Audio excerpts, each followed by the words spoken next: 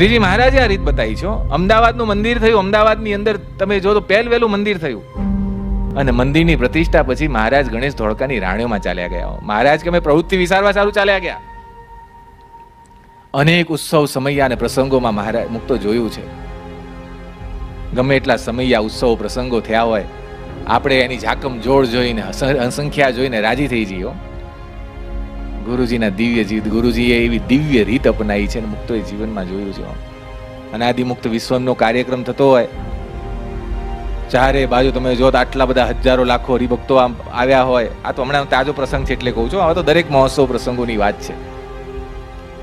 ચારે બાજુ જય જયકાર થતો હોય, તમે જુઓ તો બધા મંજાતા હોય, મોટા પુરુષ બિરાજ્યા હોય, બધાને અવરભાવનો ભપકો જોઈને બધાને મહિમા થાય, અને આપણે બધા સમયો પૂરો થાય એટલે રાજીના રેડ થઈ જઈએ કે હા બહુ જોરદાર સમયો થયો, બહુ લોકો આવ્યા, બહુ લાભ લીધો બધા, બહુ દિવ્ય ભાવ થયો, બધાને બહુ મહિમા આવ્યો, બહુ મજા આવી. કેવો મોટાની રીત જુદી છે. અમે મુક્તો સમયા ચાલુ સમયાએ પણ મુક્તો અમે તો એ દિવ્ય પુરુષની જોડે રહીએ છીએ. અને સદગુરુ ગુણાયતાનંદ સ્વામી વાતોમાં લખ્યું છે કે ભગવાનના સત્પુરુષ છે ને, એ કારખાના કરાવે પણ કારખાના બંધાવા ના દે.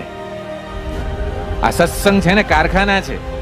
આ મંદિરો, સમયા, ઉત્સવ, પ્રવૃત્તિ, પણ જો મોટાની સાથે જો શિરછત્ર હોય ને, એમની સાથે જોડાયેલા હોય ને, તો આપણને પાછા વાળેલા રાખે. ચાલુ સમયામાં પણ ક્યાંક ભૂલ થાય ને તો ગુરુજી ટકોર કરે. સંતો ધ્યાન રાખજો કેવો. અને સમયો પૂરો થાય ને, મુક્તો સમયો પૂરો થાય ને, મોટા પુરુષે ઉદાસીનતા, જેમ સદગુરુ ગુણાયતાનંદ સ્વામી જો એ જ મોટાની રીત છે. અને એમાં અત્યારની વાત તો બહુ નોખી છે. ગુરુજી સમયો પૂરો થાય ને અમને સંતોને કે, જેવા જે નજીક હરિભક્તો હોય ને, પહેલી સભા આવી હોય ને ત્યારે આપણે સાંભળ્યું હશે, શિબિરો આવી હોય ને તરત સાંભળ્યું હશે કે આ સમયાથી આનંદ થાય ને તો બધી બહારવૃત્તિઓ ફેલાય છે. અને સ્વામી કાયમ કહે છે, સ્વામી કે આવી મોટી મોટી સંખ્યાઓ ભેગી કરવી ને હજારો લાખો ભેગા કરવા, એમાં અમને રસ નથી.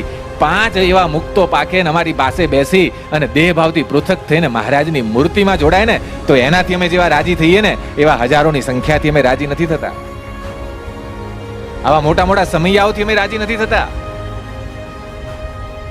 મુક્તો એ દિવ્ય પુરુષની વાત શું કહેવી. એમના આશયને સમજી ન શકાય, એમના દિવ્ય ભાવને ન સમજી શકાય તો સુખ ના આવે.